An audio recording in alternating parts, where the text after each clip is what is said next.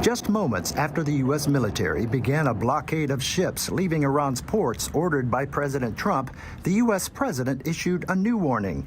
Trump threatened to eliminate any Iranian fast attack ships if they come close to U.S. vessels. He also, on Monday, defended the action and insisted Iran wants to make a deal.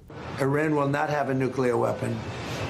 And we agreed to a lot of things, but they didn't agree to that. And I think they will agree to it. I'm almost sure of it. In fact, I am sure of it. If they don't agree, there's no deal. Talks in Islamabad, led by Vice President J.D. Vance, ended with no agreement over the weekend. Iran's armed forces accused the U.S. of piracy. It says if Iran's ports are threatened, no port in the Persian Gulf or Arabian Sea will be safe, while Tehran insists its maritime borders are firmly under its control. It's not that the enemy did not want to harm us along these borders up to this point. Rather, they were unable to do so. But a diplomatic solution hasn't been ruled out. We've been called by the other side. They'd like to make a deal very badly, very badly. Meanwhile, the British Prime Minister says the UK will not join the blockade and will not get dragged into the U.S.-Iran war. The UN Maritime Chief says no country has the right to close the Strait of Hormuz.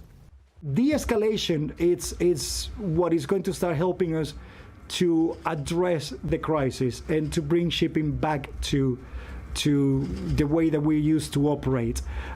Additional restrictive measures do not really help us. The UK and France are expected to co-host talks aimed at restoring freedom of navigation in the strait. The EU says the bill for fossil fuel imports has increased more than 22 billion euros since the start of the war. The cost to U.S. consumers continues to rise, too. Meanwhile, it remains to be seen if Trump will resume airstrikes on Iran or follow through on threats to use ground forces on Karg Island. Craig Boswell, TRT World, Washington.